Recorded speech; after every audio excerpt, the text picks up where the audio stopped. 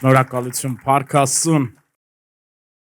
Այո, Տերը ամեն մեկից ունի իր սրտի մեջ այն ժամանակ էլ ուներ, որ բարձրանում էր դեպի Գողգոթան։ Գիտեք, Եսայա 53-ում ասում է, եւ նա իր անձի աշխատության պտուղը կտեսնի եւ նրա սիրտը կուրախանա։ Քրիստոսի սիրտը այսօր ուրախանում է, սերներս, տեսնելով մեզ բոլորիս, որովհետեւ մենք նրա անձի աշխատության պտուղն ենք։ Ամեն, հալելույա։ Եվ մինչև կանցնեմ իմ պատգամին, ես հիշեցի, գիտեք, Մել Գիբսոնի Քրիստոսի չարչարանքները ֆիլմից այն դրվագը, երբ որ մեր Տերը արդեն խաչի վրա էր, չարչարվել էր, ասում է, տեսք չկար նրա վրա, որ ախորժեին, եւ այն պահը, որ չգիտեմ դուք նկատել եք այդ պահը, թե նկարագրումը,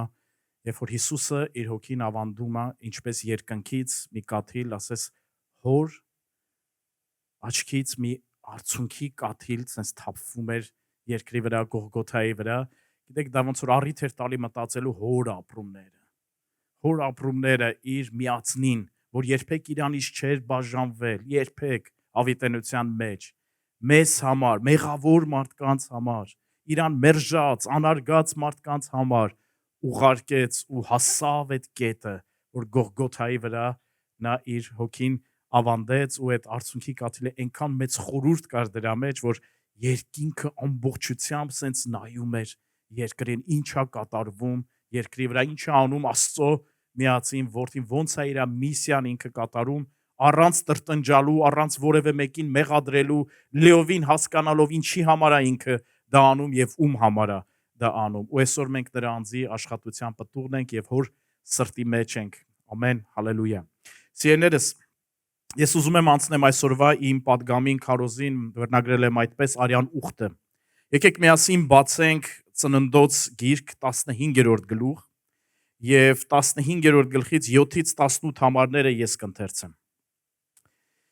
Սա այնտեղն է, որ Աստված ուխտակնքում Աբ รา համի հետ։ Եվ ասեց նրան. Ես եմ Եհովան, որ քեզ Քաղդեացիների Ուր քաղաքից հանեցի այս երկիրը քեզ տալու համար։ Եվ նա ասաց. Ով Տեր Եհովա, ինչով գիտենամ, թե ես նրան կժառանգեմ։ Հետաքրքիր է, չէ՞, Աստված ասում է, հանում եմ, որ քեզ ժառանգել տամ, բայց Աբ รา համի մեջ մի հատ հարց կար. ինչպես իմանամ, որ ես կժառանգեմ դա։ Եվ Տերը պատասխանում է Աբ รา համին եւ ասում է նրան. Ինձ համար մի 3 տարեկան երինջ եւ 3 տարեկան այծ եւ 3 տարեկան խոյ եւ մի տատրակ եւ մի աղավնու ձաքար եւ նա այս բոլորը առավ նրա համար եւ նրանց մեջտեղից կտրտեց եւ ամեն մեկ կտորը մյուս կտորի դեմ առ դեմ դրեց, բայց թրջունները չկտրեց եւ կտրած դիերի վրա գիշատիչ թրջուններ իջան, բայց Աբրամը ետ քշեց նրանց եւ երբ որ արևը մայր էր մտնում Աբրամի վրա մի խոր քուն եկավ եւ ահա նրա վրա մի մեծ խավարի սոսկում ընկավ։ Եվ մի փոքր ես առաջ եմ անցնում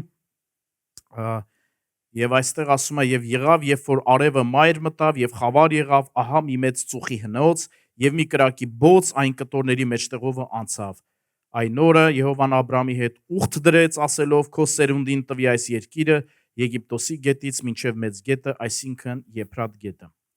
Սիրելիներս, ինչու եմ ես այսօր ցանկանում, որ մենք հարության տոնի առիթով խոսենք ուխտի մասին, որովհետև եթե մենք խորությամբ չհասկանանք ուխտը, Աստվածաշունչը իր մեծամասնությամբ մեզ համար հասկանալի չի լինի, որովհետև այնտեղ հարյուրավոր տեղեր կան Աստվածաշնչում, թե 5 կտակարանում, թե նոր կտակարանում, որի հասկացողության բանալին թաքնված է ուխտը հասկանալու մեջ։ Եվ հիմա ես ուզում եմ, չեմ ասում, որ այս քարոզը սպառիչ պատասխան կտա, բայց մի քիչ մեզ նորից sense մի փոքր կթարմացնի, մեևս մեկ ինչ որ մի բացահայտում կկատարենք, թե այդ ինչ տեսակի հարաբերության եւ համաձայնության մեջ ենք մենք կանչված Աստծո հետ, որը կնքված է Քրիստոսի արյունով։ Գիտեք, հին ժամանակներում է գրվել Աստվածաշունչը եւ հին աշխարհում ուխտ կնքելու հատուկ ծեսեր կային։ Կային որոշակի արարողակարգեր, գործողություններ, որ հին աշխարհի մարդիկ շատ լավ հասկանում էին, երբ որ ուխտ էր կնքվում երկուսի միջև, ինչ գործողություններ կան, որ կատարվում էին։ Գիտեք, ես հիմա կնշեմ 10 շատ արագ 10 գործողություններ, որ այն ժամանակ, որը որ խոսում է Աստվածաշունչը, մերձավոր արևելքի տարածաշրջանում ինչպես էին ուխտը կնքում։ Դա կարևոր է հասկանալու նաև նոր կտակարանը, նոր ուխտը։ Մենք կնայենք սկզբից հին ուխտը, հետո կգանք նոր ուխտին։ Առաջին գործողությունը, որ կատարվում էր հին ժամանակներում ուխտ կնքելիս, առաջին գործողությունը փոխանակում էին հանդերձները։ Փոխանակում էին հանդերձները։ Սա գիտես ինչ է նշանակում։ Սա նշանակում էր, որ մարդիկ երկուսը իրանց ինքնությունների, իրանց ով լինելու փոխանակում էին կատարում։ Ինչ էր սա նշանակում, սիրելիս, պատկերացրու երկու ցեղերի առաջնորդներ, ոնց էին ուխտ կնքում, ուխտ կնքելուց։ Երկու ցեղերի առաջնորդներ գալիս էին մի բաց դաշտ, որտեղ կային վկաներ, երկուսի կողմից կային վկաներ։ Եվ ականատեսների վկաների ներկայությամբ նրանք կանգնում էին դեմ առ դեմ, եւ առաջին գործողությունը, որ նրանք կատարում էին ուխտ կնքելուց, նրանք փոխանակում էին իրենց հանդերձները։ Ինչի եմ ասում, որ սա ինքնությունների փոխանակում էր տեղի ունենում, որովհետեւ պատկերացրեք, օրինակ, ես եւ Հովիվ Էմիլը ուխտ ենք կնքում եւ փոխանակում ենք մեր հանդերձները։ Պատկերացրեք, ես հագնում եմ Հովիվ Էմիլի պիջակը եւ հերվից դուք նայում եք ու ասում եք, «Օ, Հովիվ Էմիլն է ոնց որ»։ Ինչի՞ է ձեր մոտ այդ տպավորությունը, որովհետեւ ին վրա դուք տեսնում եք Հովիվ Էմիլի հանդերձը։ Բայց մի քիչ որ նայում եք քայլվածքին, ասում եք, չէ, սա Հովիվ Էմիլի քայլվածքը չի։ Մեկ էլ ասում եք, չէ, սա Լուսյան Արմենն է։ Գիտես ինչը, հանդերձը, երբ որ փոխանակում են, ասես մեկը մյուսի ինքնությունով փոխանակում տեղ ունենա։ Երկրորդ գործողությունը, որ կատարվում էր ուխտ կնքելիս։ Երկրորդը ուխտ կնքող անձերը փոխանակում էին իրենց գոտիները։ Փոխանակում էին իրենց գոտիները։ Ինչ էր խորհրդանշում գոտիների փոխանակումը։ Գոտիները փոխանակելը նշանակում էր զորության, ուժի, ինչպես նաև միմյանց ունեցվածքի եւ կարողության փոխանակում։ Այսինքն, սա նշանակում էր, ինչ որ ինձ է պատկանում, այսուհետև պատկանում է քեզ, եւ ինչ որ քեզ է պատկանում, այսուհետև պատկանում է ինձ։ Սա գոտիների փոխանակման խորհուրդն էր։ Երրորդ գործողությունը, որ տեղի էր ունենում ուխտ կնքելուց, սովորաբար, դա զենքերի փոխանակումն էր։ Զենքերի փոխանակումը։ Երբ որ զենքեր էին փոխանակում, դա նշանակում էր, որ իրանք փոխանակվում էին իրենց թշնամիներով։ Այսինքն, սա նշանակում էր, սիրելիս, քո թշնամին այսուհետև իմ թշնամին է, իմ թշնամին քո թշնամին է։ Այսինքն, քո թշնամին պետք է իմանա ցանկացած պահի, երբ որ հարձակվում է քեզ վրա, որ նախ ինձ հետ պետք է գործ ունենա, որովհետև մենք ուխտ ենք կնքել իրար հետ։ Մենք փոխանակել ենք մեր զենքերը, եւ սա նշանակում է հոգեվոր աշխարհում, որ մենք փոխանակվել ենք մեր թշնամիներով։ Ավելի խորը նշանակությունը նոր ուխտում մենք գալու ենք դեռ դրան, սիրելիներս։ Եկեք ուղղակի սենց գնանք, տեսնենք թե ուխտ կնքելիս ինչ գործողություններ էին արվում, որտեղ այս բոլոր գործողությունները մենք տեսնում ենք նաև Աստվածաշնչում, Հին Կտակարանում եւ Նոր Կտակարանում։ Չորրորդ գործողությունը, որ կատարվում էին, օրինակ երկու ցեղերի առաջնորդներ, որ իրար հետ ուխտ էին կնքում, դա զոհաբերվող կենթանու կիսումն էր։ Չկար որևէ ուխտ, սիրելիներս, որի ժամանակ արյուն չթափվեր։ Անպայման ցանկացած ուխտ կնքվում էր արյունով։ Եվ մենք սա շատ լավ տեսնում ենք Աբրահամի օրինակը, որ բերեցինք, թե ինչպես Աստված Աբրահամի հետ ուխտ կնքեց, մենք տեսնում ենք, որ ասեց մի 3 տարեկան երինջ վերցրու, մեջտեղից կիսիր եւ դիր։ Մենք դեռ դրան կգանք։ Այսինքն ուխտը նշանակում էր արյուն պետք է թափվի։ Դա սովորաբար կենթանու արյուն էր լինում։ 5-րդ գործողությունը, որ սովորաբար արվում էր ուխտ կնքելուց, դա կոչվում էր մահվան քայլք, մահվան զբոսանք կամ մահվան ընթացք։ Ինչ էր սա նշանակում, սիրելիներս, ինչպես էր սա տեղի ունենում։ Պատկերացրեք, ինչպես որ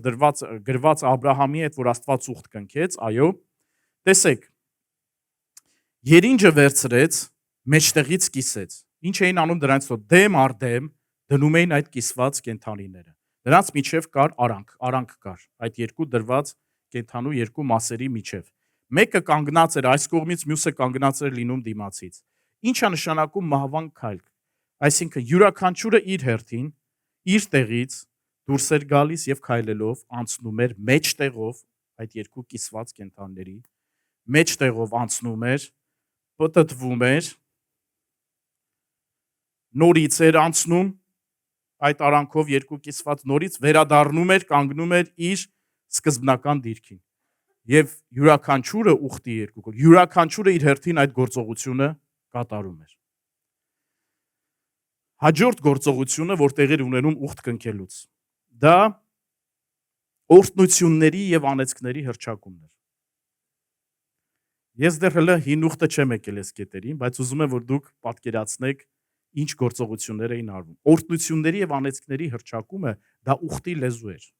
Ուխտի լեզու էր հին աշխարհում։ Ինչ էր տեղի ունենում։ Ուխտ կնքողները բոլորի ներկայությամբ այդ բաց դաշտում, վկաների ներկայությամբ կանգնած էին դեմ դիմաց։ Երբ որ հերթը հասնում էր դրան, յուրաքանչյուրը արտահայտում էր օրհնություններ եւ անեծք։ Ինչ տեսք դու ուներ։ Ամեն մեկը ասում էր. եթե դու պահես մեր այս ուխտի բոլոր պայմանները, պահպանես հավատարմությունը եւ կատարես, ու հրճակում էր օրհնություններ, օրհնված լինես դու, օրհնված լինի քո կինը, նրա որովայնի պտուղը, օրհնված լինի ձեր շտեմարանները, քո հոտերն ու անասունները, քո դաշտերն ու քո բոլոր պտուղները։ Այսպիսի օրհնություններ էին հրճակվում։ Եվ հետո գալիս էր երկրորդ մասը, բայց եթե դու հավատարիմ չլինես ուխտին, եւ դու ուխտի պայմանները չպահես եւ դավաճանես, ապա քեզ վրա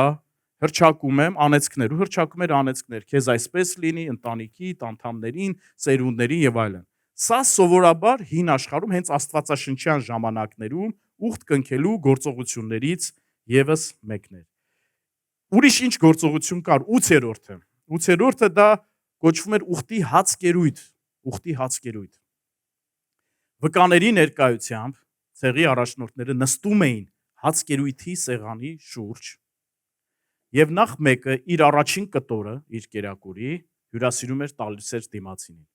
Եվ հետո մյուսը իր առաջին կտորը փոխանցում էր տալիս էր մյուսին։ Այսինքն նրանք նստում էին հացկերույթի սեղանի շուրջ եւ դա կոչվում էր ուխտի հացկերույթ։ Գիտեք, այս բոլոր գործողությունները ամեն մեկը իր ասպեկտով խորհրդանշում էր այդ երկուսի միջև մեկությունը, միասնությունը։ 9-րդ գործողությունը, որ սովորաբար տեղի էր ունենում ուխտ կնքելիս, դա անունների փոխանակումն էր, անունների փոխանակում։ Այսինքն անվան, այսպես ասենք, անվան եւ երկրորդ անվան, ազգանվան միջև ավելացնում էին մեկը մյուսի ազգանուն։ Օրինակի համար, պատկերացրեք, ես եւ Հովիվ Էմիլը ուխտ ենք կնքում իրար հետ, հա։ Ինչ էր նշանակում անուններով փոխանակում։ Դա նշանակում էր, երբ որ մենք ուխտ ենք կնքում, այլևս իմ անունը այսպես պետք է հնչեր. Արմեն Սարգսյան Լուսյան, իմ Էմիլինը պիտի կոչվեր Էմիլ Լուսյան Սարգսյան։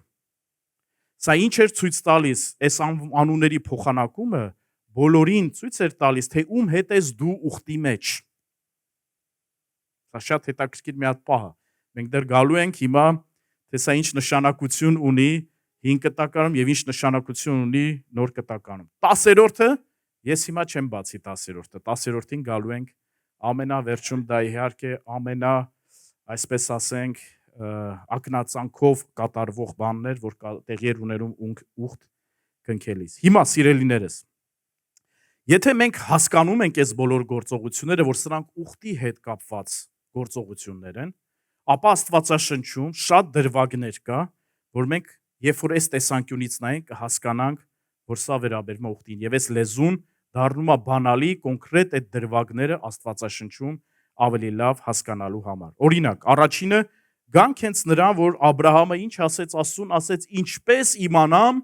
որ ես կժառանգեմ այդ երկիրը, որ դու տալիս ես ինձ եւ իմ սերունդներին։ Իհարկե, խոստմունք ունենալը լավ է, բայց Աբ รา համը սենց էր մտածում. եթե ես նայեմ իմ ուժին եւ իմ կարողությանը, ես դա չեմ կարող անել։ Այսինքն ո՞րն է այն երաշխիքը ով Աստված, որ դու ես խոստմունքը, որ հիմա ինձ տալիս ես, դա կիրականանա, որովհետեւ միայն իմ ուժով դա չի լինելու։ Եվ Աստված ասում Աբ รา համ, արի իրար հետ ուխտ կնքենք։ Արի իրար հետ ուխտ կնքենք։ Եվ մենք իհարկե տեսնում ենք, թե ինչպես կենթանին կիսվում է, այո, Աբ รา համը երինջն էլ, խոյն էլ, այծն էլ կիսում է երկու մասի, դնում է այնտեղ ամեն ինչը ըստ կարգի ուխտը կնքելու այդ ծիսակարգը պահպանվում է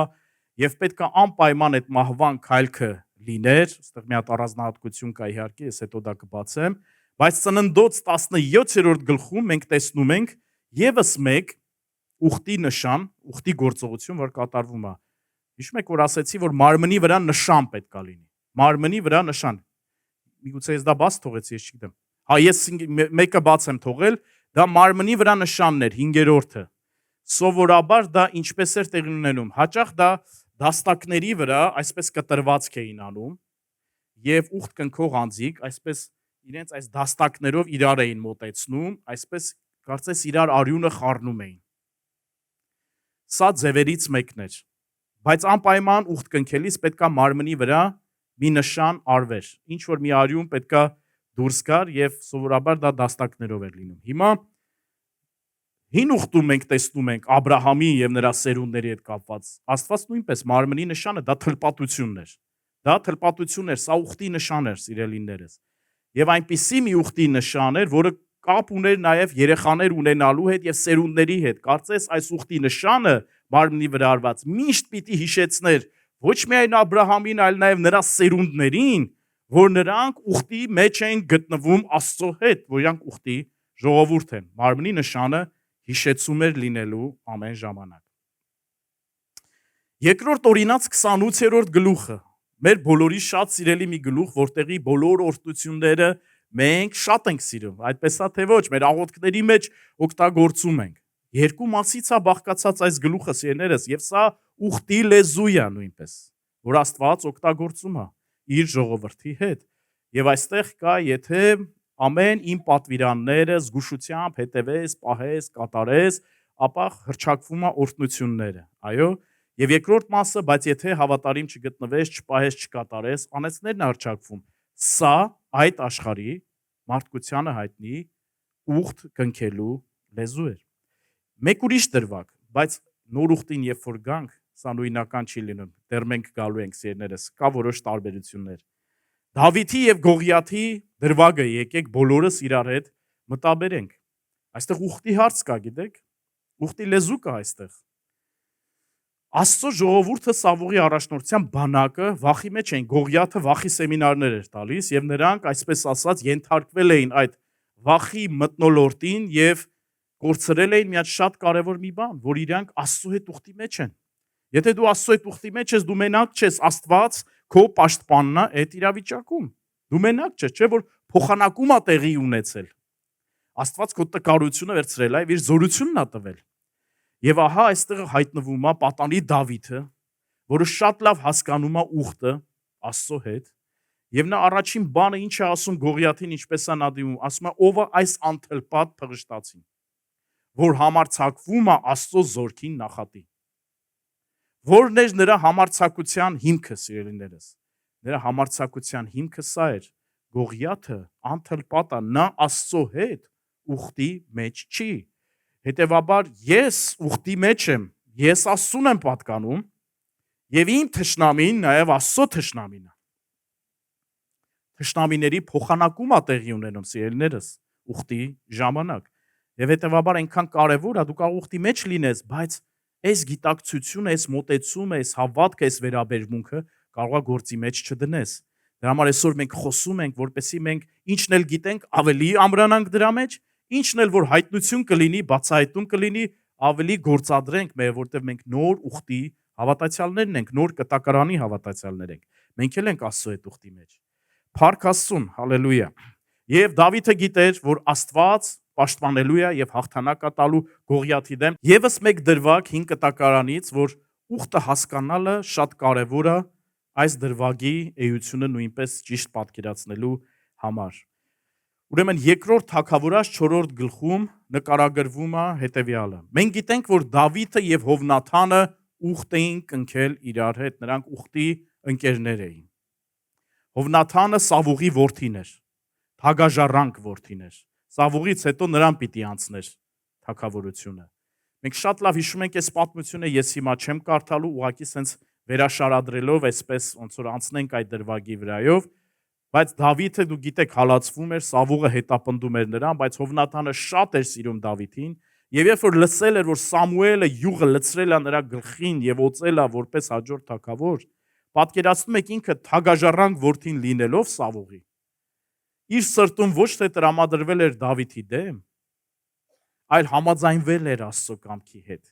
որ Դավիթը Աստծո հաջորդ ընտրյալն է Իսրայելի վրա թագավոր լինելու։ Ու գիտեք ինչ էր, ընկերություն արեցին, ուխտի ընկերներ դարձան իր հետ։ Դավիթը իր ամենահալածված հետապնդվող ժամանակ վայելեց իր ուխտի ընկերոջ պաշտպանությունը, աջակցությունը։ Բայց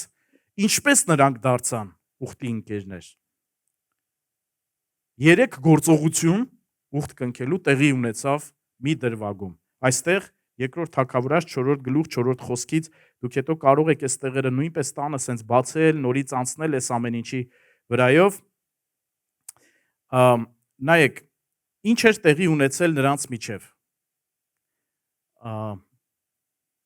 Միջև կգանք այս դրվագին։ Հովնաթանը եւ Դավիթը ուխտ կնքելուց ինչ արեցին, փոխանակեցին իրանց հանդերձները 1, փոխանակեցին իրանց գոտիները 2 եւ փոխանակեցին իրանց զենքերը 3։ 3 գործողություն, կարևոր գործողություններ ուխտի մի դրվագում տեղի ունենում նրանց միջև։ Դրանով նրանք ասում էին, որ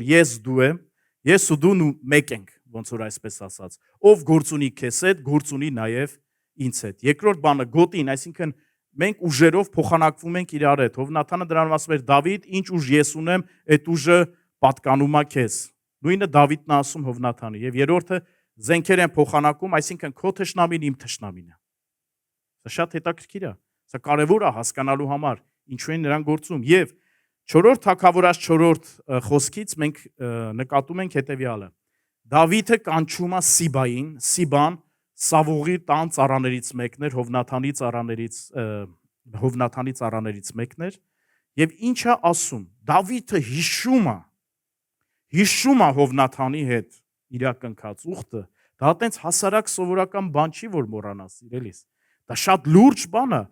Ուխտը նույնիսկ գործում է սերունդների մեջ։ Ուխտ կնքողները կարող են նույնիսկ մահանալ, բայց այդ ուխտը շարունակի գործել նրանց սերունդների մեջ։ Եվ ինչ է ասում Դավիթը, նա արդեն թագավոր է, Սավուղը չկա, նա սպանվել էր պատերազմի ժամանակ, Սավուղի բոլոր տնից շատերը արդեն սպանված էին, եւ միայն մի որդի, Հովնաթանի որդին, Մեմփիբոսթեն, նրա դայակը կարողացել էր նրան փախցնել պատերազմի ժամանակ, եւ նա ճանապարհին ընկել էր, երկու ոտքերը կաղ էր դարձել Մեմփիբոսթեի, եւ նա բնակություն էր հաստատել Լադաբարում, դա մի վայր էր, որ այն որ ասում է տանջանքի, անպտղության, ամայի անապատ մի վայր էր։ Այնտեղ ոչ մի ապագա հույս լավատեսություն չկար Լադաբարում։ Այսինքն մի փախուստի վայր էր, որ այնքան որ իրան պրծացրել էին, որ ինքն էլ սրով չքաշվի։ Ու հանգարց Դավիթը կանչում է Սիբային եւ ասում է. Սիբա, Սավուղի տնից, Հովնաթանի որդիներից մեկը կա, որ հիմա ողջ է, որովհետեւ ես ուզում եմ բարերարություն անեմ իրան։ Հիշել է իր ուխտը Հովնաթանի հետ։ Ու Սիբան ասում է, գիտես, միայն մի որդի է մնացել Հովնաթանից, եւ այն էլ փախուստի ժամանակ դայակը գցել է երկու ոտքերը կաղը, եւ ինքը մի Լադաբարում հերրու տեղում լքված, մոռացված, մերժված, այնտեղ ուղակի իր օրերը քարշ է տալիս։ Ու Դավիթը ասում է. լսի, ես Հովնաթանի հետ ուխտի մեջ եմ։ Գնացեք եւ իրան բերեք այստեղ իմ պալատ։ Ու երբ որ Սիբան շքախմբով նրանք գնում են, հասնում են Լադաբար, այդ վայրը, որտեղ ոչ մի լավատեսություն եւ հույս չկա այնտեղ բնակվողների համար, գնում են ու երբ որ Մեմփիբոսթեն տեսնում է, որ Սիբան թագավորական պալատից այդ շքախումբը եկել է, նա մտածում է, որ իրան ի վերջո գտել են եւ ուզում են տանեն եւ սպանեն, որ վերջ տան իրան, որպես Սավուղի տնից միակ մնացած, միակ ժառանգը։ Նա դիմավորելուց վախվորած ասում է. լսեք, ես ոչ մի բան չեմ, մտադիր չեմ անելու, ես ոչ ապստամբ եմ, ոչ ուզում եմ իշխանություն վերցնել, ուղղակի թողեք այստեղ հանգիստ իմ կյանքի եմ, որ ասում է վերջին օրերս ապրեմ։ Եվ Սիբան ասում է. Մեմփիբոսթե, դու չես հասկանում ինչա տեղի ունենում։ Դավիթը կանչում է քեզ իր պալատ։ Եվ երբ որ նա գալիս է Դավիթ թագավորի առաջ, ընկնում է նրա ոտքերի առաջ, սիրելիներս։ Ու այնպես անգամ Դավիթը նայում ասում է, «Էս ի՞նչ է կատարվում, էս Մեմփիբոսթե, մի րոպե, դու լավ չես հասկանում ես ինչի համար եմ քեզ կանչել։ Ես չեմ կանչել, որ որպես Սավուղի ժառանգ, որ քեզ սպանել տամ։ Ես քո հոր հետ, Հովնաթանի հետ, ուխտի մեջ եմ եղել։ Ու իսկ այդ ուխտը տարածվում է նաև քո վրա, որտեվ դու նրա սերունդն ես։ Ուրեմն լսիր ինչ եմ ասում։ Սրանից հետո դու կապրես իմ պալատում,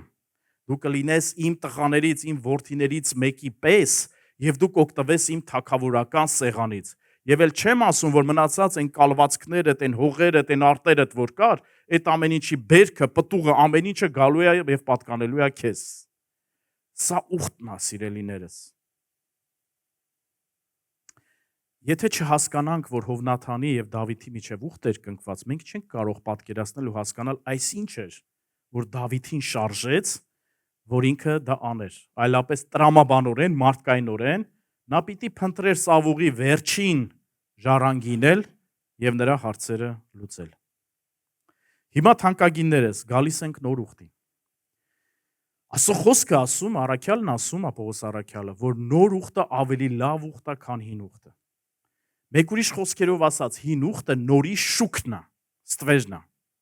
Դա գիտեք ինչին է նման, ոնց որ լույս ընկնի իմ ձեռքը պարզեմ, լույսը ընկնի իմ ձեռքին եւ նրա շողքը հայտնվի պատին։ Օրինակ, եթե դուք իմ ձեռքին չնայեք, իմ ձեռքի շողքին ստվերին նայեք պատի վրա, դուք որոշ պատկերացում կկազմեք ուխտի ձեռքի մասին։ Այդպես է թե ոչ։ Ինչ որ պատկերացում կկազմեք, բայց երբ դուք իսկապես կճանաչեք այդ ձեռքը, երբ որ օրիգինալը, իսկականը կնայես մոտիկից, կկարողանաս շոշափես, տեսնես, զգաս եւ այլն։ Հիմա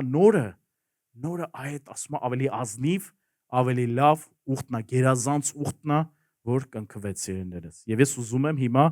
մի փոքր անցնենք այդ 9 կետերը, որ ասեցինք, ուխտ կնքելու գործողությունները,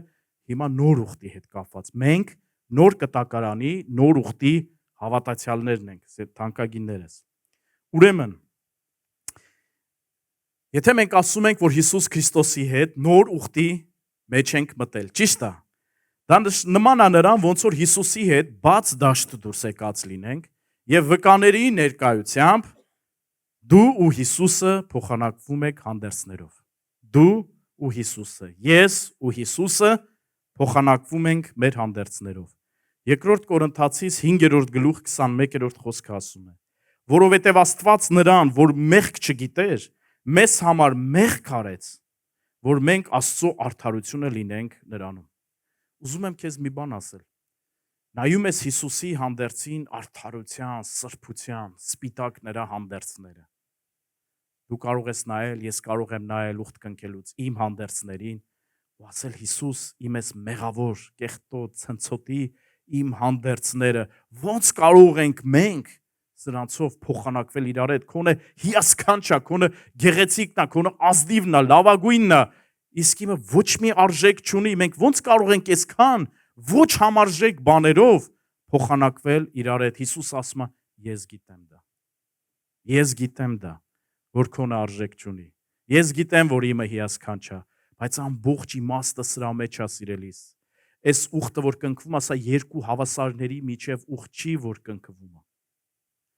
Իրականում, այս ուխտը, որ կնքվում է իմ ու Հիսուսի միջև, քո ու Հիսուսի միջև, սա երկու անհավասարների միջև ուխտ է, թանկագինս, մեկը, որ ոչինչ չունի, եւ մյուսը, որ ունի ամեն ինչ։ Ու նա համաձայնվում է այդ ուխտը կնքել։ Եվ հիմա ինչա դա ասում։ Հայրը, երբ որ նայում է մեզ վրա տեսնում է Հիսուսի հանդերձները։ Հասկանում ես, չի տեսնում մեր հին մեղքի, հին մարդու հանդերձները, նա մեզ վրա տեսնում է Հիսուսի արդարության, սրբության հանդերձները։ Դա մերը չի, դա մեր արժանիքը չի, դա նրա արժանիքն է, դա նրա հանդերձն է, որ ուխտի ժամանակ այդ փոխանակումը տեղի ունեցավ, մերը գնաց մեզանից, նրանը եկավ մեզ վրա։ Հալելույա։ Սա ուրախության պատճառը, թանկագինս։ Հիսուսին, ինչպես այսօր Հասմիկն էլ ասեց, Հովիվ Էմիլն էլ նշեց, Հիսուսին շատ թանկ արժեցավ մեզ հետ մեր հանդերձների փոխանակումը։ Շատ թանկ արժեցավ նրա համար, որովհետև դրա գինը ինքը վճարեց, որ այդ փոխանակումը հնարավոր լինի։ Երկրորդ բանը, Հիսուսի հետ ուխտի մեջ մտնելուց տեղի ունեցավ գոտիների փոխանակում մեր միջև, սիրելիներս, գոտիների փոխանակում։ Դա ուժի, զորության, կարողության փոխանակումը, որ տեղի ունեցավ ամեն մեկիս եւ Աստծո միջև։ Էլի եկ նայենք մեր ունեցածին, մեր կարողությանը, մեր ուժին ու եկ նայենք Աստծունը։ Անհավասար բաները, որ փոխանակվում է։ Երկրորդ Կորինթացիս 12-րդ գլուխ 9-րդ խոսքը ասում է. Եվ նա ինձ ասեց. բավական է քեզ իմ շնորհքը, որովհետև իմ զորությունը տկարության մեջ է կատարվում, արդ ավելի հոժարությամբ իմ տկարություններով կպարծենամ, որ Քրիստոսի զորությունը բնակվի ինձանում։ Պողոս առաքյալն ասում է իմ տկարություններով ավելի կպարծենամ, որովհետև դրա մեջ գործում է Աստծո զորությունը, սա ուխտի լեզուն է, սիրելիներս։ Ուխտի լեզուն է, որովհետև այստեղ խոսվում է այն մասին, որ մեր մեջ գոտիների փոխանակում է տեղի ունեցել։ Մարդկայնորեն, տրամաբանորեն հետևյալ ինչ է նշանակում, երբ որ տկար եմ, ես զորավոր եմ։ Եթե տկար ես, ուրեմն տկար ես։ Եթե ուժեղ ես, ուրեմն ուժեղ ես։ Տրամաբանությունը սա է ասում։ Բայց ո՞նց հասկանաց սա, որ երբ որ տկար եմ, զորավոր եմ։ Սա ուխտն է, սիրելիս։ Ուխտն է, որ Հիսուսի հետ մենք փոխանակել ենք մեր զորության, կարողության գոտիները։ Մեր տկարության մեջ նրա զորությունն է գործում։ Ահա թե ինչու մենք կարող ենք պարծենալ մեր տկարությամբ։ Երրորդը, մեր եւ Հիսուսի միջև տեղի ունեցել զենքերի փոխանակում, այսինքն թշնամիների փոխանակումա տեղի ունեցել։ Եփեսացիս 6-րդ գլուխ 10-րդ խոսքը ասում է. «Եվ Աստծո սպառազինությունը միջև 10 այսուհետև եղբայրներ զորացեք Տերով եւ նրա զորության կարողությունով»։ Ինչու՞։ Ինչպես սա կարող է մեզ հասանելի լինել։ Հասանելի լինել Աստծո զորությունը, Աստծո կարողությունը, որովհետև մեր միջև ուխտա կնքվել, սիրելիներս, մեր միջև գոտիների փոխանակումը, զենքերի փոխանակումը տեղի ունեցել։ 11 խոսքում ասում է եւ Աստծո սպառազինությունը հագեք, որ կարող լինեք սատանայի հնարքներին հակառակ կենալ։ Արի մի հատ հարց տանք, ո՞րն էր իմ եւ քո ամենամեծ թշնամին երկրի վրա։ Մահը։ Մահը ամենամեծ թշնամին է մարդու։ Հիսուսը իր հարությունով ինչ արեց, հաղթեց մահվան եւ գերեզմանին։ Հիսուսը փոխանակում եղավ, սիրելիներս, մեր թշնամիների։ Հիսուսը մեր թշնամու հարցերը լուծեց խաչելությամբ եւ հարությունով։ Հիմա կասես Հիսուսի թշնամին ով էր։ Հավասարազոր թշնամին չի, բայց նրա թշնամին սատանան է։ Եվ ինչ տեղի ունեցավ։ Հիմա Տերը ասում է, լսի, քո թշնամու հարցերը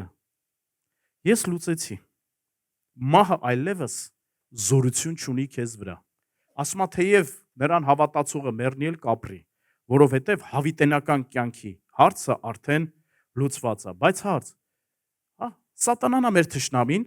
բայց ասում է իմ սպառազինությունը ունեցիր, ինձանով զորացիր, իմ կարողությունով զորացիր, հակառակացիր եւ նա կփախչի քեզանից։ Հասկանում ես, ելիս ինչպիսի իշխանություն է տրված Աստծուց մեզ ուխտի շնորհիվ, որ մենք ոչ թե պետք է վախենանք սատանայից, այլ մենք պիտի հալածողը լինենք նրա։ Մենք պիտի լինենք նրա գործերը քանդողը այս երկրի վրա։ Նա պիտի փախչի Աստծո մարդկանցից եւ Աստծո ժողովրդից։ Չորրորդը, զոհաբերվող կենդանու կիսումը։ Մատթեոս 27:50-ում ասում է. «Եվ Հիսուսը դարձյալ մեծ ձայնով կանչեց եւ արձակեց հոգին, եւ ահա տաճարի վարագույրը երկու մասի ճղվեց վերևից մինչև ցած, եւ երկիրը շարժվեց եւ քարերը պատռվեցին»։ Եբրայեցիս թղթում վարագույրի պատռվելը համեմատում է Քրիստոսի մարմնի հետ եւ ասում է. նա ավելի լավ եւ գերազանց ճանապարհ բացեց մեզ համար դեպի սրբարան, վարագույրի պատռվելով, այսինքն իր մարմնով։ Սա Եբրայեցիս թղթն է ասում։ Այսինքն, թանկագինս, երբ որ նրա խաչելության ժամանակ իր հոգին ավանդեց, տաճարում սրբարանի վարագույրը վերևից ներքև պատռվեց, սա խորհրդանշում էր այդ ուխտի զոհի կիսվելը երկու մասի։ Եվ Քրիստոսը Աստծո գառն էր, պատարագի զոհն էր, ուխտի ժամանակ պիտի արյուն թափվի, սիրելիներս, եւ նրա արյունը թափվեց խաչելության ժամանակ եւ վարագույրը պատռվեց, սիրելիներս։ 5-րդը մահվան քայլքը։ Գիտես, իրականում ինչ երկու դրսևորում ենք մենք տեսնում այդ մահվան քայլելու ուխտը կնքելուց։ Առաջինը տեսնում ենք Ղուկաս 9:23-ում, այստեղ ասվում է, որ եթե մեկը կամենում է ինձ հետևել, թող իր խաչը վերցնի, իր անձը ուրանա եւ իմ հետևից գա։ Ինչ է նշանակում այսօր այնքան լավ էր այն տեսանյութը, որ նայում ենք, ամեն մեկը ասում է մենք մեր խաչը ունենք։ Այո, մենք մեր խաչը ունենք, ամեն մեկը շատ լավ իլյուստրացիա էր անում դա։ Ամեն մեկս մեր քայլքը ունենք։ Եվ դա որն ասում է, ամեն օր մենք պետք է մեր անձը ուրանանք, խաչը պիտի հանենք, եւ սա ուխտի լեզու է սիրես։ Եվ երկրորդը, որ շատ լավ դա նկարագրում է, դա ջրի մկրտությունն է։ Ջրի մկրտության ժամանակ մերին մարդը մկրտվում է մահվան մեջ եւ հետո Քրիստոսով հարությունը առնում մեռելներից։ Սիրելիս, իրականում, եթե ուզում ես իմանալ, այս մահվան քայլքը իրականում մենք չենք անում։ Հիսուսը որպես մեր ներկայացուցիչ, մեր փոխարեն է անում ամենադժվար բանը։ Ամենադժվար բանը Հիսուսը չի թողնում մեզ վրա։ Ինքը որպես մեր օրինական ներկայացուցիչ, մեր փոխարեն ինքն է այդ քայլը անում ուխտը կնքելու, որովհետև ինքը մեր փոխարեն անեծք դարձավ։ Ինքը մեր փոխարեն մեղք եղավ, որ մենք ազատ լինենք, որովհետև մենք ոչ ի վիճակի ենք, ոչ էլ կարող ենք մեր փրկանքի գինը վճարելու։ 6-րդը ուխտի նշանը մարմնի վրա։ Այն ժամանակ ասում ենք դաստակներն էին անում, Աբրահամը երբ որ ուխտ կնքեց Աստծո հետ, Աստված ասեց թլպատություն թող լինի, Պողոս առաքյալը նոր կտակարանում էլ է խոսում թլպատության մասին, բայց գիտեք որ թլպատություն, սրտի թլպատության մասին, ասում է որովհետև նա չէ հրյա, որ դրսի երևույթով է, եւ նա չէ թլպատությունը, որ մարմնով դրսի երևույթով է, այլ նա, որ ծածուկ հրյա է եւ սրտի թլպատությունը հոգով է եւ ոչ թե գրով։ Սրտի թլպատություն։ Մեր թլպատված սիրտը ուխտի նշան է։ Հոգևոր աշխարհում։ Այն սիրտը, որ ամեն ինչ չի, որ մտածում է։ Այն սիրտը, որ ամեն բան չի, որ իրան թույլ է տալիս։ Այն սիրտը, որ լուծում է իր ներսում նենգության, հափեյության հարցերը, ամբիցիաների հարցերը, մարդկային շնչավոր լիքը բաների հարցերը, դա թլպատված սիրտն է, սիրելիս։ Դա Աստծուն նվիրված, ընծայված սիրտն է, որը այլևս մարդունը չի, ինքը դա թույլ է տվել, որ Աստված անտեսանելի, չերևացող այդ մեր էության մասը, ինչ որ մի մասը թլպատի եւ դա նշան լինի հոգեվոր աշխարհում։ 7-րդը ուխտ կնքելու հաջորդ քայլը նոր ուխտում օրհնություններ եւ անեծքների հռչակում։ Բոլոր մնացած գործողությունները նույնական են բացի այս մեկից նոր կտակարանում։ Նոր կտակարանում չկա անեծքների հռչակում։ Նոր կտակարանյան ուխտը, որ ասում ենք ավելի լավ ուխտ է, միայն օրհնություններ ունի իր մեջ։ Միայն օրհնություններ ունի։ Դուք ասես ինչի համար, որովհետև Հիսուսը մեր փոխարեն անեծքը վերցրեց իր վրա։ Նա ասում է ինքը անեծք դարձավ խաչի վրա։ Եվ նոր ուխտում մենք տեսնում ենք օրհնությունը սիրելիս։ Գիտակցիր քո ուխտը Աստծո հետ։ Դու եթե Աստծո հետ ուխտի մեջ ես, իսկ մենք բոլորս նրա հետ ուխտի մեջ ենք, դա նշանակում է, որ Հիսուսը իր վրա վերցրեց անեծքը եւ նրա արյունը պաշտպանում է մեզ ամեն անեծքից։ Եվ մեր բաժինը նրա օրհնություններն են, ոչ թե անեծքները։ Նոր ուխտում չկա անեծքների հռչակում։ Նոր ուխտում կա օրհնությունների հռչակում։ Բայց ելի եմ ասում, սա մեր վաստակը չի, սա մեր ներկայացուցիչ չի, Աստծո միածին որդու արժանիքն է եւ վաստակն է ամբողջությամբ սիրելիներս։ 8-րդը ուխտի հացկերույթը։ Նոր ուխտում մենք տեսնում ենք Տիրոջ ընթրիքը, Սուրբ հաղորդություն, այսօր հաղորդություն ենք ընդունելու։ Սա նույնպես ուխտի նշան է, ուխտի լեզու է, սիրելիս, որ իրար հետ ուխտի մեջ գտնվողները իրար հետ հաց են կիսում։ Իրար հետ հաց են կիսում եւ հաղորդությունն էլ, որ հացը եւ գինին։ Գիտես, դրա խորհրդապատկերը կար նաեւ 5 կտակարանում, երբ որ պատերազմից հետո Սաղեմի թագավոր Մելքիսեդեկը, որը խորհրդանշում է լիովին Հիսուս Քրիստոսին եւ նրա քահանայապետությունը, ասում է նա հաց եւ գինի հանեց եւ Աբրահամին հյուրասիրեց։ Սա ուխտի լեզու է, սիրելիներս։ Զատիկի հացկերույթը եւ այսօր Սուրբ հաղորդությունը, որ մենք ընդունում ենք նոր կտակարանում, դա Աստծո հետ մեր ուխտի նշաններից մեկն է։ 9-րդը անունների փոխանակում։ 5 կտակարանում Աստված ուխտ կնքելուց Աբրամին, Աբրամ էր նրա անունը, ինչ արեց, անվան մեջ ավելացրեց մի հատ հ։ Այդ հն, որ ավելացրեց, դարձավ Աբրահամ, այդ հն ռուախն է, այսինքն Աստծո շունչը, երբ որ մարդու մեջ նա փչեց, Նա իր անվան մի մասը դրեց Աբրահամի նոր անվան մեջ։ Այսինքն անունների փոխանակում տեղի ունեցավ։ Նույնը Սարա, որը դարձավ Սարախ, վերջում հ-ը ավելանում խ, որը հնչում է խ եբրայերենում։ Սա ասում է, գիտես, այլևս մենակ այն քո հին անունը չի, մենք անունների փոխանակում ենք անում։ Նոր կտակարանում սա ոնց է սիրելիս։ Հիսուս Քրիստոսը, Աստծո որդին, երկրի վրա չներկայացրեց իրան որպես Աստծո որդի։ Նա ինչ էր գերադասում անի։ Սա ուխտի լեզույան ասում էր մարդու որդի։ Նա վերցրեց մեր անունը իր վրա, մարդու որդի։ Մեզ տվեց իր անունը, սիրելիս, տեղի ունեցավ անունների փոխանակում։ Մենք էլ կոչվում ենք քրիստոնյա, ով մեկը, որ պատկանում է Քրիստոսին։ Մենք Հիսուսի անունը ունենք, երբ որ մենք աղոթում ենք, մի բան խնդրում ենք, արդյոք մեր անունով ենք խնդրում, Հորը, խնդրում ենք նրա անունով։ Այլևս նրա անունն է մեզ ներկայացնում հոգևոր աշխարհում։ Եվ ես փառաբանությանը կխնդրեմ, որպեսզի մոտենանք նվագենք արդեն։ Մենք մոտենում ենք հաղորդություն ընդունելին, սիրելիներս։ Ես գիտեմ, սա թեթև խոսքերից չի, սա սենց հասկանում եք այն առաջին հայացքից ոգևորիչ խոսքը չի, բայց ուզում եմ, որ հարության տոնի առիթով մենք մի քիչ ավելի բացվի մեզ համար, մենք ինչ տեսակ հարաբերության մեջ ենք Աստծո հետ, որ Հիսուսին այդ ինչ արժեցավ այդ գինը, որի մասին որ խոսում ենք։ Եվ նպատակը որն էր, որ այսօր մենք ոչ թե ուղղակի լինենք սովորական մարդիկ երկրի վրա, այլ լինենք ուխտի ժողովուրդ, այլ լինենք մեկը, որ Աստծո հետ անհատական ուխտի մեջ ենք, որը կնքված է նրա արյունով։ 10-րդը, որ ես չնշեցի ուխտի գործողությունների մեջ եւ հիմա եմ ուզում նշել։ Դա գիտեք որն էր երկու ցեղերի առաջնորդները, որ իրար հետ ուխտ էին կնքում։ Վերջին ուխտի ամենավճռական, ամենավորոշիչ պահը, որ գալիս էր, որը ցույց էր տալիս ինչքանով են կողմերը պատրաստ ռեալ այդ ուխտին,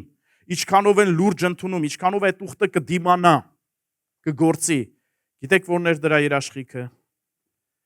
Ցեղերի առաջնորդներից մեկը վերցնում էր իր առաջնեկ արու որդուն, իր առաջնեկ արու որդուն ձեռքից եւ բերում էր եւ ասում էր, մոտարապես պատկերացնենք խոսակցությունը, որդիս ես քեզ շատ եմ սիրում, դու գիտես, դու ամենաթանկն ես ինձ համար, բայց հիմա մենք իրար հետ ուխտ ենք կնքում եւ այսուհետեւ որպես այդ ուխտի երաշխիք, որպես ստուգարք, դա այն է, որ դու հիմա սրանից հետո պիտի ապրես նրա տանը։ Եվ այս մյուս ցեղի առաջնորդը նույն ձևով կանչում էր իր արու առաջնեկ որդուն եւ նույն բաները նրան էր ասում, սիրելիս, եւ նրանք փոխանակվում էին իրենց առաջնեկ որդիներով։ Ծննդոց 22-րդ գլխում Աստված Աբրահամին ասում է. Իսահակին վերցրու, բարձացի Մորիա սարը եւ տուր ինձ եւ զոհաբերիր։ Կարող եք նվագել։ Աբրահամը վերցնում է Իսահակին, հիշում եք նա խոստմունքի որդին է, նրանով է բոլոր խոստմունքները իրականանալու։ Ուխտի բոլոր օրհնությունները նրանով է փոխանցվելու։ Ու Աբրահամը վերցնում է իր զավակին Իսահակին, ասում է 3 օրվա ճանապարհ էր մինչև Մորիա սարը։ Վերցնում է փայտերը Իսահակին եւ 3 օր գնում է ճանապարհ։ Գալիս է այն պահը, որ ինքը արդեն պիտի զոհեր Իսահակին, որովհետեւ նա գիտեր, որ թեկուս հիմա Իսահակին զոհի, բայց ինքը ուխտի մեջ է մի այնպիսի Աստծո հետ, որ զորավոր է նրան մեռելներից հարություն տալու։ Այդպես է Աստվածաշունչը վկայում Աբրահամի հավատքի մասին, եւ նա հավատքի հայրն է։ Գիտես, Աստված կանգնեցնում է նրան։ Ասում է Աբրահամ, բավական է։ Հիմա ես տեսնում եմ, որ մեր ուխտը քննությունը բռնում է։ Դու պատրաստ ես նույնիսկ առաջնեկին, այդ միակին, որը խոստմունքի որդին է, որ ինձ նվիրեիր։ Եվ մենք չենք լսում այդ խոսքերը, բայց կարող ենք կարդալ Աստծո այդ խոսքերը մեր մեջ, թե ինչպես նա էլ իր կողմից ասում է, ես էլ պատրաստ եմ իր միածին որդուն զոհելու։ Իմ միածին որդուն տալու։ Սա որդիների փոխանակում է, սիրելիներս։ Եվ Հիսուսը 3 օր մնաց գերեզմանում։ Աբրահամը 3 օրվա ճանապարհ էր մինչև հասավ Մորիա։ 3 օր Իսահակը նրա ներսում արդեն մահացած էր։ Մահացած էր ոչ ֆիզիկապես։ Մահացած էր ոչ ֆիզիկապես։ Բայց նա հասկանում էր, որ սա պիտի զոհաբերի։ Հիսուսը 3 օր մնաց գերեզմանում։ Նախ կրեց իր փայտը, իր խաչապայտը։ Եվ հետո 3 օր գերեզմանում ու Աստված հարություն տվեց նրան մեռելներից։ Սիրելիներս, սա վերջին գործողությունն էր, որ Աստված կատարեց եւ մեզ հետ կնքված ուխտը սրանով հաստատունա հավիտյան։ Ոչինչ չի կարող խախտել այս ուխտը։ Նույնիսկ Տերը ասում է, եթե ինչ-որ իրավիճակներում դու անհավատարիմ գտնվես, Աստված չի կարող ուրանալ իր ուխտը, նա անհավատարիմ չի գտնվի, սիրելիս։